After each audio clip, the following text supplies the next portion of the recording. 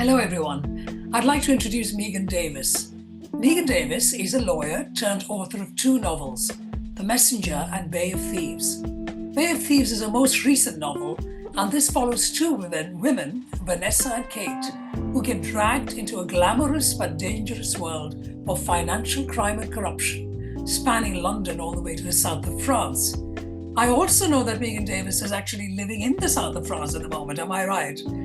I am. I'm here now for another few weeks. Yeah. Well, lucky you, whereas I'm in London, gloomy, grey London. But welcome, Megan, and thank you so much for joining us on our podcast, Stories Seldom Told. Thank you. Thank you. Thanks very much. I'm really honoured to be on the podcast. So, we've already this kind of introduction that I'm giving of you is a little curious, dragged into glamorous and dangerous world.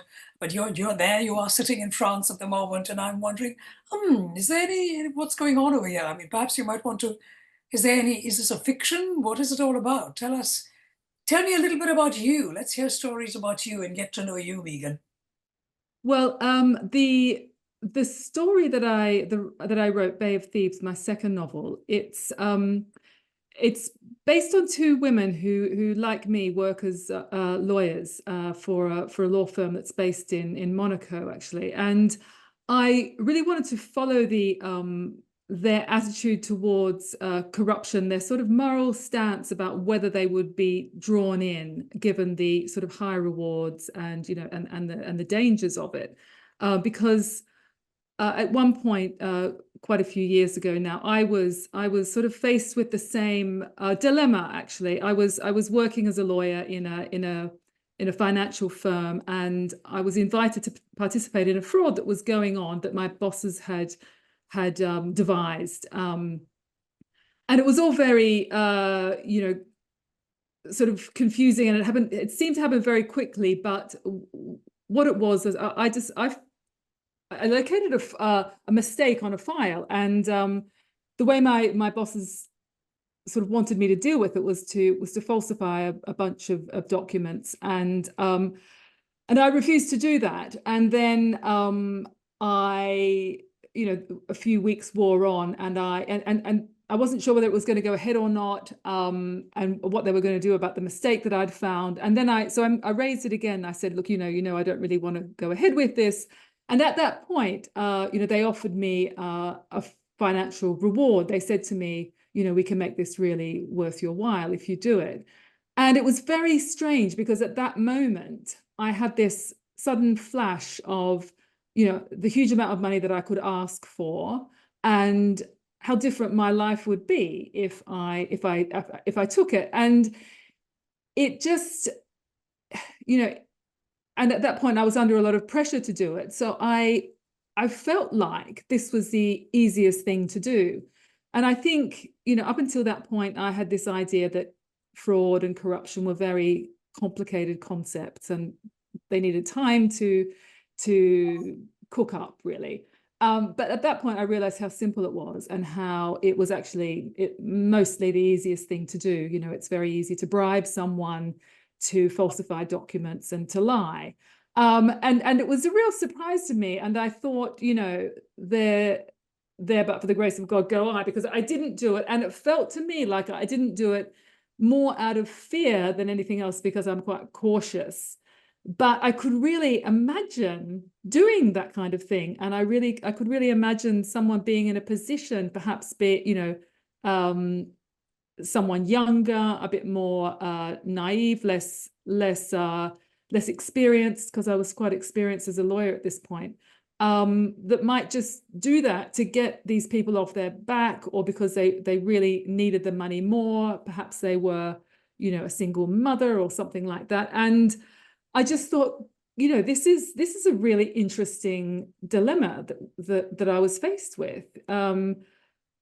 But I extrapolated it out to understand that this is what most people go through when they decide to commit white collar crime. But It's actually Megan, I'm just thinking, because it sounds so simple, the way you've just said it, but I'm just trying to understand. Of course, I don't want you to give me details of company name or what the fraud is or whatever. But this idea of what you just said, so there you are in the office, you're working in a financial firm, you're a lawyer, and you're looking at some documents and trying to understand this because I don't live that world. I don't even know what that looks like. Mm. Uh, and you're looking at these documents, and on the document, there are clear discrepancies in terms of money. Is that correct? So, There's, yes, sort of, you yes. know, I mean, yeah, I'm just going to be simplistic and say instead of is income coming in? I mean, what is this? I'm just trying to figure out what that looks like. What kind of discrepancy are we talking about? Well, it's unfortunately I'm not really able to go into detail about it No, because that's okay, fine. yeah. Let's But not. I mean, I can just, my role was, to oversee a lot of all of the legal goings on at this firm, and it was a mistake that was made by someone else. Actually, quite a simple mistake, but it was sort of too late to remedy it. So it was, and I think mistakes like this are made all the time, and it was so clear to me that I was being set up to falsify something, whereas if my bosses really wanted to do it, they could have done it themselves, but I was Good being point. told to do it so that if it ever went pear-shaped, then I would be the one with You're the fall guy then, yeah. yeah, exactly. And that wasn't immediately clear to me. I was sort of like and it was a very straight when the overwhelming sensation was being put under that kind of pressure, my vision became very tunneled, and I was unable to sort of see the wider ramifications of really what was going on. And I never really understood what that was like. And I can see that now. And I think, the podcast is called Unconscious Bias and things that we're, not aware of. And I was really unaware of how people can make what seems like, very stupid decisions. It felt to me like, I mean, I was always someone that, well, why did they do that? Didn't they think about the ramifications? But when you're in that really high pressure environment and someone is putting you under a lot of stress to do something, And it's offering you a large sum of money that could right. change your life. Exactly. And the money was kind of, it was, I don't think I ever really considered it, but it was more of a kind of amusing sort of mafia type proposal. It was, but this happens all the time, and it's so easy because you just think, yep, I'll just do it. I'll find an offshore bank account, set up an account and get the money paid there or something, thinking that that will never be found out, but these things are always traceable. But it was that real kind of cognitive sort of sense of real dissonance between what I thought I could do and what was being offered to me. And I've never been in that situation before or since, just being completely thrown out of my comfort zone in terms of making decisions and what understanding what I was capable of. And This is very interesting, Megan, because most of us just, law abiding citizens of the world, wherever it is we are living in and however we're living, that if something like that is presented to us, it's a no-brainer. Obviously, I'm not going to accept it. But that's not what you're saying. You're saying that this was a moral dilemma, and you were approaching it from a different angle. Can you explain why was it such a moral dilemma? What was going on in your head in terms of both your instinctive reactions, your unconscious biases, and perhaps something else? I don't know. I'm trying to understand the I layers think of this. at that point, and I think this is what this is the sort of real dilemma that whistleblowers have, is that at that point I was aware that there was something that was wrong and that there was this proposal to fix it in a way that would make it even worse. So I couldn't just back away. I mean, I just thought, look, I'll just and for a number of weeks I did this. I'll just pretend this isn't really going on and just see if I can just sit it out and then try and find another job. Just leave the place. But as you know, you can't find a job that quickly. You can't just walk out of one job into another. And so I decided that my first response was to just sit it out. And then I realized that if I wasn't going to do it, that they were going to get other people involved. And I saw that going on in the office, that other sort of more junior members of the company were being dragged into it. And I got confirmation of that because they actually came to me and asked me what was going on, and I had to sort of explain what I understood. So, you know, I was in a difficult situation where I couldn't actually leave because I knew what was going on. I was sort of fixed with knowledge of that, and I couldn't, you know, and if I did leave, then, you know, I didn't know what was going to happen to these sort of more junior people. And I felt a bit of responsibility towards them. And I think I was responsible for them. I think for me, even though there's no sort of legal concept that you know, if I had backed away, you know, I think it would have been very hard to prove later down the track that I was culpable here. But I did feel very morally responsible for what I knew was going on there, and I couldn't just sort of walk out. Although there was a couple of people that did do that when they found out. So it was clear to me that I had to blow the whistle, and, you know, which then ended up, you know, causing a sort of an explosion within the firm, really. And I was sacked, you know, sort of hours later. But it was a Hold on, why were you sacked? Because you told your colleagues, the ones who were junior to you? yeah. Well, what happens? You say, I'm there for you, I'll support you. What I mean, you know, you would have had to do. Yeah. From So their what? perspective, it'd be most gross misconduct, right, to be sacked. Yes. So So how were what they happens? seeing your conduct? Yeah, what happens with whistleblowing is you have to sort of raise this sort of, you know, you raise a concern, and you sort of have to report the, you know, it's an employment issue. So you have to report the wrongdoing to your bosses. And in fact, actually, my bosses were the ones that were doing it. So I was in this absurd kind of Kafkaesque moment where I had to actually formally report this stuff that was going on, but they were actually the perpetrators of it. So as soon as they received this letter from me saying, you know, this is what I see you're doing, they then just called me into their office and said, oh, we've you know, it's come to our attention that you've committed some misconduct, and we're going to have to suspend you, and while we figure this out.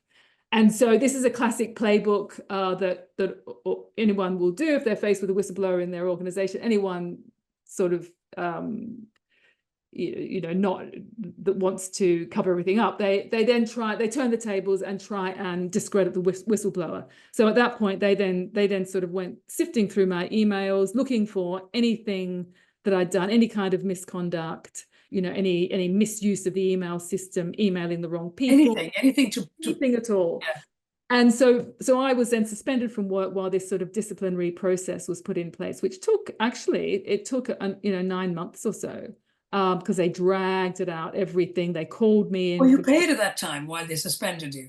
I was paid for a few months of it, and then they sacked me, and then the pay stopped because they engineered a situation. They couldn't find anything wrong on the system, but they kept dragging me in to answer questions about, you know, my access to the office on the weekend, or my use of the email system when on my days off, or whatever. Just, you know, ridiculous things. But it was really stressful because I'd have to face this sort of panel of people and answer these crazy questions. You know, it was like out of, you know, Kafka's The Trial, if you've ever read that. But it was, anyway, so it was going through these absurd things which were intended to just wear me down. At the same time, I had lawyers involved, and my legal fees were racking up. I was on 40 or 50,000 pound fees towards the end of it. So really significant, you know, digging into the savings. And at the end of that process, they then sacked me for a breakdown of trust and confidence, which they had actually engineered through this process of the disciplinary proceedings. And so then it was up to me to then take them to the tribunal to prove that I'd been, you know, unfairly dismissed. So it's a very, you know, inflexible process, and the whole system. But did you finally win the case? Yeah, in the end, You did.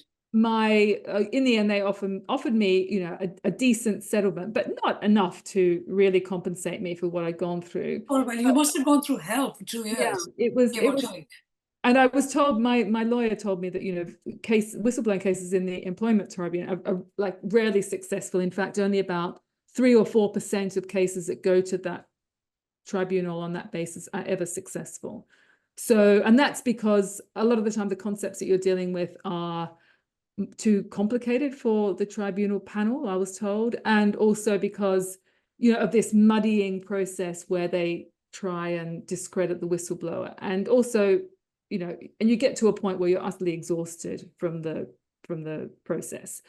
And so I was advised very strongly to just, you know, take whatever kind of settlement was offered. Close that door. But I want to just pause for a moment and go back to 2 years before that, when you first read that document, and you're having what we're calling the moral dilemma, and you're wondering, good Lord, you know, here I've got this giant chunk of change that can be offered to me. Yeah. All I need to do, and I'm being metaphorical perhaps, but sign a few documents or ignore a few documents, whatever that looks like, and my life would be quite easy. Now, I'm trying to understand what was in your mind in terms of your rationalization and your understanding. What is it that stopped you from doing it? Was there any kind of aha epiphany moment? Or was there just generally sitting quietly, calmly, having pros and cons written on a piece of paper, looking at both? How did you go around? How do you go about thinking and understanding what was going on? The main thing that stopped me was fear, actually, and I know I'm quite cautious generally, and so I was just frightened as to what might happen, that you know, this kind of thing would always get found out, and I just knew I wouldn't be able to really sleep at, you know, that classic thing, sleep at night. But it was more out of a sense of fear than, I would say, being honest, than any real sort of moral outrage. It was a sense of fear. And I actually decided to speak to some, not friends, but sort of associates that I knew that were doing the same work that I did. And I rang them up, and it was quite funny because a lot of them said, just do it. And this was, you know, this was really interesting to me, that that I was being advised by people in the same area to just do that, which made me realize what an epidemic fraud is, really. And except I did come across one friend that was a litigation lawyer, and she said to me, look, Megan, you don't even want to be a witness in a case like this. You don't even want to be anywhere near it. So that was really good advice, because you know, I just thought, look, I need to really protect myself here. I need to back away and really, you know, cover myself off, so that when and if this goes ahead or whatever happens here, I've been very clear about what my role is. So, you know, it was, but what was interesting was how many people were advising me to actually do it. And, you know, people would say things like, you know, oh, you know, they're bigger than you, you can't stand up to them, just either walk away or just go along with it. Just do it, turn a blind eye, or even worse, sort of help them facilitate it. And that's what kind of sparked my interest in white collar crime, which is what the book's about. It's about two women who are faced with this same dilemma. One woman is already fairly steeped in corruption, and she wants to sort of come back from it, but she finds that there is no way back from that, because she's done things for her bosses, and her bosses have something on her now. And so she can't go back. In fact, she just has to get in deeper and deeper to satisfy them, or else they will basically. So that's the thing, isn't it? I mean, because of the fact that you spent quite a while before you decided to write that letter, formal letter, flagging up that there is white collar corruption going on, I don't want to do it. It's because you thought through the pros and cons in your own way. What it was fear, but I'm suggesting that. And maybe I'm wrong, and you're welcome to say that it came only when you were writing the book. But I'm suggesting that maybe you'd already realized that if you went down that path, you're going to be stuck. And then there was no coming out of it. And then that the rest of your life is a life of corruption and fraudulent. It's a fraudulent, corrupt life. Because you can't get out of it, can you, once you're in it? Or did you not know that? Yes, I did think about that. I thought that this is why they want me to do it, because if there's someone going down here, it will be me. And this is just the start. What will they want me to do next? Once I've done this, there'll be something else to what to do. And I think we've all seen mafia movies where this happens, thank God, because I knew this was how that world went. Once you've done it once, you really have no way back. And I think that's just the case for a lot of this particular sort of crime. I don't know that the murderers necessarily keep going, or it's just that it just struck me as something really distinctive about white collar crime. And then the other in my book, the other character, Kate, is fairly new to the whole world and of corporate crime, and she's asked to commit something, but she doesn't want to do it. She won't go ahead with it, but it's very hard not to, and she ends up being sort of tricked into it despite Don't give away too much. not wanting. She's drawn in anyway. So I think this, and that strikes me about a lot of what goes on in London more broadly. I think there is a very a laissez-faire attitude towards fraud and corruption, and people just getting away with it. Let me come back to you rather than the City of London and finance and corruption and so on. And let's get to know you a little bit better, Megan, because you of course you've told us about this large life event. And of course, the good news out of this is because of this live event, you are now a very successful novelist of two crime fictions. And the most recent one is obviously kind of based on your own personal life experience. But tell us a little bit more about you. A story about you that gets us to know you a little bit more. Well, I think I had a very sort of interesting childhood, in the sense that I grew up in many different places, and at the time, I think up until the point where I was about 6, I went to 12 different schools, for example. That's one school every year on So where average. were you growing up? Let's even get that fact. Yeah, I So was you're living in France right now. You yeah. clearly know London, but I don't think you're from either country. No, I was born in Australia and grew up in Papua New Guinea, Singapore, Malaysia, a short time in Indonesia. And, so I went to school in all these places, but only for, 6 months a year. And I went to boarding school in Australia through all these different moves. And I think, as a child, I thought that was quite normal. And in fact, the whole expat scene, and there were everyone it was a series of mining towns. Everyone in the mining town had all moved as well, and we all did that. And it wasn't until I sort of put down roots in Australia when I was about 18 and started going to university, working, that I realized that not many other people had that kind of background. And it was a classic case of you don't know what you don't know. I didn't know what it was like to have childhood friends from the age of 5 or even 12, for that matter, or a neighborhood and people in the local street that you knew that you could say hello to. I was always an outsider, and I think that gave me an interesting perspective on things. And I was very used to just I didn't like it, changing schools, but I became very adept at kind of blending in. Really, I wasn't very extroverted, so I would never make a lot of friends at these schools, but I would blend in, and I would sort of be really good at kind of making myself disappear into the background so that people didn't really notice me, because kids aren't very pleasant to new kids. So I think I was always good at just being there, being present, but not sort of noticeable. Quite visible.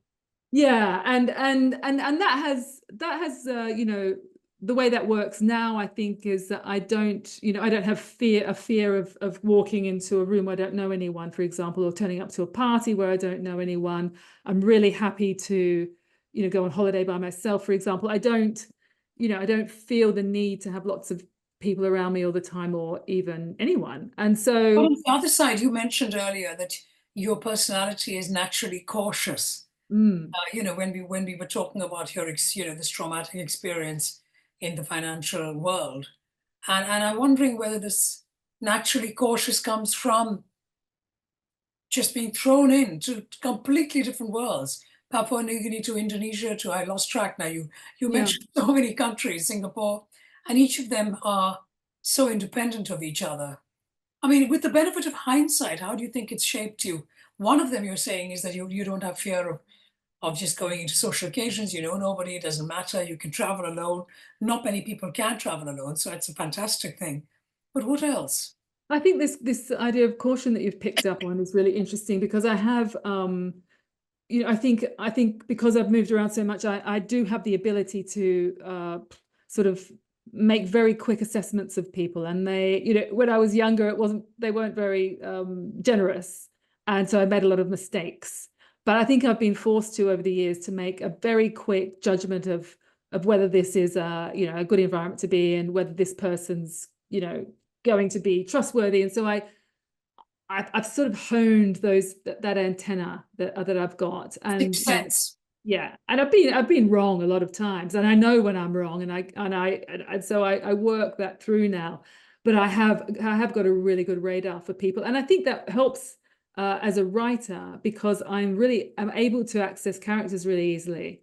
I can have a very clear sense of what people are like early on, and I think I can put that on the page in a way that person will recognize, actually, if they're reading about it. So I think that's a skill that I've learned.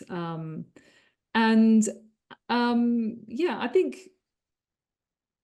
that's one side of it. Another, maybe a less pleasant side of that is I've learnt to project a certain character that's not me, in a way that is not the true me. And I know that so walking into a room of people I don't know, I have a certain persona that I will project, and so working out when to switch that off is kind of. So is it like a, I don't want to say Jekyll and Hyde because I'm sure it's not, but is it a yin and a yang kind of, is it quite different to who you really are? Is that what you're saying? I Or think it have you is, realized that? Yeah. yeah, because I mean, I'm a fairly introverted person, but through my childhood and everything, I've been forced and thrown into different environments. So I am a bit of a chameleon like that. I don't really know where my kind of most comfortable place is, and I do tend to oscillate between the two, craving like a busyness, and then quiet. So But then I would argue that maybe that's you too. yeah. Because you were saying earlier that it's not me. I put on a facade, and I'm just being devil's advocate just for the curiosity of getting to know you better. Uh, that perhaps that's you too, because I mean a chameleon is a chameleon. It changes to adapt to Yeah. its surroundings. One minute it's green, the next minute it's a lovely bright red. We've all seen that. Yeah. But would you then say that makes you, because what you said earlier suggests that you're not happy with that change. Mm. You feel that it's false. Yes, and I think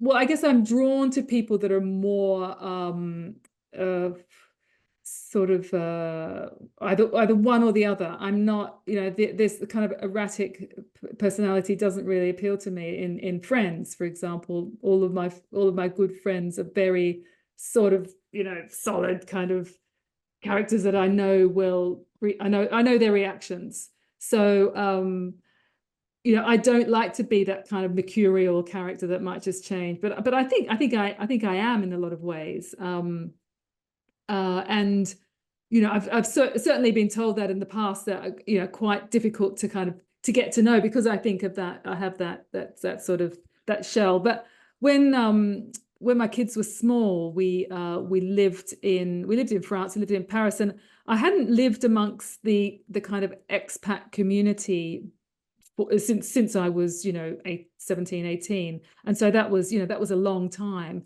And I'd settled first in Australia, then in London, and then we moved again.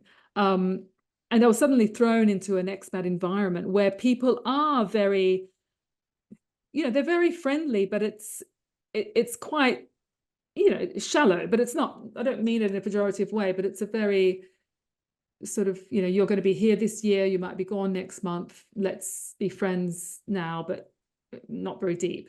And I just found that like great. I thought that I've met my people, this is exactly what because I this want. is what you were, right? 6, 7, 8, 9, 10. You zoomed in and out of people's lives. Yeah, and they're all like me, and then no one is, no one's putting any demands on. I never thought of it like that. Yeah.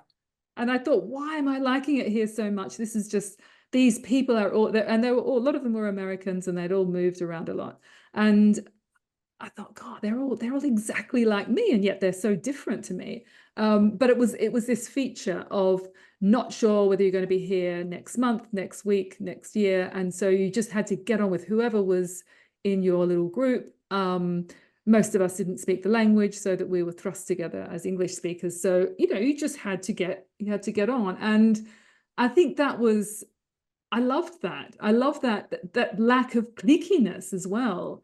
There was you couldn't make little friendship groups and exclude other people because you never knew whether your best friend would be leaving. So it was, you had to accept all. That says something, that says a lot about one's own emotional resilience, don't you think? Because when we just talk about our own emotional resilience and connected to change, like the pandemic, for example, through a lot of people, really stressed them out a lot because of the kind of dependencies they had within society of hanging out with so-and-so or going out somewhere, meeting people suddenly, especially if you lived alone, other than going to the supermarket to buy your pint of milk, you didn't communicate with anyone other than like this through Zoom. And that creates a very different kind of resilience. So what I'm hearing you're saying is that I suppose if you go back to your childhood of being in 6 countries over 6 years, it taught you a basic resilience, which was wonderful. But then how did that work? So let's fast forward again to the trauma, the financial trauma, and then that's behind you. And then I'm coming back to when you wrote The Messenger, and of course you've now written your most recent book, and you've completely changed your life. So what's that about? Are you still a practicing lawyer? Maybe I'm assuming too much. No, I don't practice on a day-to-day basis as a lawyer, but I still do some legal work. But that's interesting as well, because I think this this inability, for want of a better word, to really settle down in every single way is a sort of a lasting remnant of this childhood, I think. I mean, I can't sort of settle in a job for long enough without getting itchy feet and thinking, oh, I need to change this aspect of it. Or, I mean, in fact, London is the longest place I've ever lived anywhere, and it's sort of a testament to, I think, How long? It must be 30 years I've been in London, I think. Right. Okay. No, 25, I think. 25 probably fairly. And, that is a really long time for me. And it surprises me because I up until this point, I would just be thinking, I need to get out, I need to change. But it shows you what a sort of dynamic city London is, that I don't have the sense I don't need to move because everything's moving around me. It's all changing. There's so much to see. There's so many different things going on all the time. And that sense of velocity makes me feel very, safe in that kind of, to stay still, which is ironic. Whereas if I was somewhere like, in a city in Australia, much quieter, I think I'd be, quite, And more parochial as well, isn't it? More insular, parochial. Small towns often are, aren't they?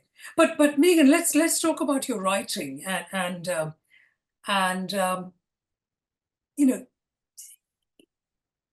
kind of, you were a lawyer, you were not a barrister, you were not standing there holding forth in front of people. You were mostly a behind the scene lawyer, am I correct? I'm just trying to understand that in terms of your personality. Yeah, definitely. So then becoming a novelist and writing, and especially writing a language that you understood, and certainly the most recent book, life experiences that you actually had yourself, which you then fictionalized and created characters in it. So is that hard? I mean, because writers might want to know, hang on a minute, there she was, a lawyer one minute. Now she's writing two very well-known, successful novels. What's that about? How were you able to do that? Did you always want to be a writer? I think I always did, and I'd always tried and absolutely hated what I wrote. And so I gave up, very quickly realized that I didn't have the skill. And then, then I came across a story which was my first book that I became, fascinated with this story, and I decided I wanted to write that story. And so I forced myself to continue with it, and I realized that I try and write every day, but if I stop, it's only on day 10 that I actually like what I'm writing. And so I think it's just like anything, exercising a muscle, that it's not until day 10 that you can do that proper stretch, for example, if you're doing yoga or something. So that was a real revelation to me. And now I haven't written for, a month or so, but if I were to start something else now, I give myself a lot more latitude and say, well, I'm not expecting to write anything decent until about 2 weeks into this story. So I think, that was a great thing to realize. And, actually, I tend to hate everything that I write as a first draft anyway. But I'm used to that now, and I don't hate myself for hating it. So how many years have you been writing?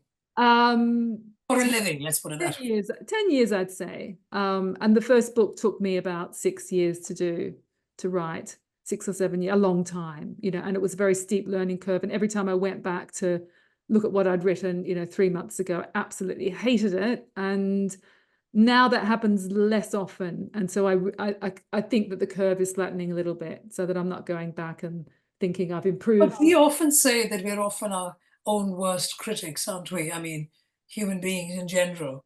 And especially if your personality is one that is cautious and careful, um, I suppose you might be even harder on yourself than most others. Yeah, but I think that's a good thing. I think, I like that. I mean, I'm very happy to have criticism, because no one can be more critical than I am about myself. So I can't, no one will be more critical about my work than I am already. So, they can say whatever they like, but that little voice on my shoulder has already said many worse things. But then do you can give it to trusted family or friends, your draft, to give them? Yes, yes.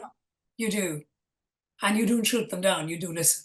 No, I do listen, and it's funny, because I've become very good at seeing, people will, it's very rare that you have a really honest friend. What's that saying? Save me from an honest friend, sort of thing. And so people are very careful about what the criticism and the feedback that they give. But I'm good at seeing, the meaning below the meaning, and so they can say, oh yeah, I really liked it, and I know that they won't, and and so I'll inquire it. So but I do like Sorry, I'm going to just pick up that sentence. I'm really good at understanding the meaning below the meaning. You said that. That's quite a powerful sentence. Yeah. Can you tell us what that means? I think it's I think people rarely say what they mean, and I think it's a challenge to pick up on what they're really saying, with body language, with what they've told you before, piecing together the jigsaw and seeing what they're actually saying. And I find this a real skill, particularly a British thing, not to really say what you mean. And so it's a skill that I've really had to work on living in the UK, I think, because there are certain sort of groups of situations where that happens. And just someone saying that they like something, and you'll realize that it's not really what they mean. But you very rarely get an English person to really kind of go into that. They'll say, they'll stick to their guns and say, what they said the first time. Whereas I think it's more common in Australia to really say what you think. And so there's a clash there within me living in the UK, because I'm used to dealing with people who sort of speak their mind more. So I think I've become pretty proficient in seeing the subtext of a lot of people's either Is criticism. there a trick? Can you advise us? How do we do that? Well, I mean, a lot of the time it's probably projection. It's probably projection of my own fear of what they think or what they're saying. So yeah, I think that's one of the things that I tend to get wrong quite a lot, actually. Whereas I see criticism where it's not there. And I have to sort of pull myself back from that, actually. Whereas I think, I will think that person, said something, well, meant something that they didn't say. And I actually have to really go back and say, well, did they really? And because I often jump to that conclusion where I've over interpreted what their meaning was. But that's something that, I mean, I really want to get through in my writing as well, is this sense, because I think we all have that moment where we're reading a book and we're reading what's on the page, but we know that there's a lot more going on, and it's the unwritten. Subtext, that's what you're saying, isn't it? Yeah, it's and writers that can do that can convey meaning without putting it on the page, I think, is the greatest skill. And I'm fascinated by real masters of writing that can do that. You put a book down and you think there was one story here and I read that, and that was the plot, but what was really going on here was something that I'm left with, and that's what you end up thinking about, and that the feeling that you're left with after a book. That's the power of a good book, isn't it? Yeah. No, this has been such fun talking to you, Megan, because I'm always interested, and that's why we have this podcast, Stories Seldom Told, because we want to know your stories, not just that you're a novelist and you write very good fiction, because I've certainly read reviews on Bay of Thieves, and for those of us who have not read Bay of Thieves, I urge you to go and get it, because it's supposed to be a great summer read, gripping. I mean, if I could have it in front of me, the reviews, I'd read them out loud, but unfortunately we're on Zoom and I don't have access to that. But there's some really good comments that were made on your book, and it made me think about the idea of writing, and those of us who might want to write, who are aspirational to write. I wonder what advice you can give them, perhaps. Do you mind your own life? I'm asking you to tell us, prospective writers, the listeners, how do we go about? Do we think about our own stories and then write something? Do we have to get it from scratch? What kind of advice can you give us? I think the best advice I can give is yes, mine one, your own life. And then I think it's that, and from that you will begin to understand yourself and what interests you about the idea of writing in the first place. Because I think that's the first thing you need to understand as a writer is, why are you writing? What is it that you want to understand? And it's always something that I think, that you want to understand about yourself. So it's about mining that aspect of your personality, I think, that you don't really understand, that you might find confusing about yourself, and getting to that point, which you can do with journaling, throughout difficult situations in your life. Why did I behave like that? Would it have been another way? And writing that down. There's something fantastic about articulating, either speaking or writing, because kind of a magic happens when it gets out of your head and onto the page, or into the air, and you can see it as something else, something a bit objective. So that's what I love about writing is I'll start off writing about something, but I'm always drawn to like a dilemma, a moral dilemma, or some other kind of fixation. And that's also from your own life experiences. When you were 18 or 20 or whatever age, something might have happened. That's what you're saying. And you can look back and see how you felt. And that then gives us what we call the meaning beneath the meaning, the subtext. Yeah. And, I'm not saying that we always need to just write from personal experience, because you can transplant these ideas into a different character, in a different context, and a different plot. But just those characters, they will all be infused with your own sort of idiosyncratic view of life and people's dilemmas, because that's what we like in stories, I think, is tension. And so we need to find that tension within ourselves and find out where our tension lies, and what we find compelling or difficult, because, I don't think people want to necessarily read, easy stories. We like things that happen. We like something to happen all the time, because that puts a character under pressure and we see who they really are. Great. Well, that's great advice. Well, thank you. I think we'll stop for now. I urge the listeners to go out and buy Bay of Thieves. I'm sure you can get it on Amazon anywhere in the world that you live. It's easily available, and perhaps, who knows, the book might be made into a film. I don't know. I'm being hopeful on your behalf. I can already visualize these two wonderful women, Vanessa and Kate, out there in the sleaze world of financial crime, and their moral dilemmas. It sounds like a great story. So I know that anyone who picks it up will be as absorbed in it as the reviewers suggest. So Megan Davis, thank you so much for sharing your story seldom told. Thank you. Thanks. It was great. It was great talking to you. Thanks very much for having me on. Thank you for listening to Stories Seldom Told.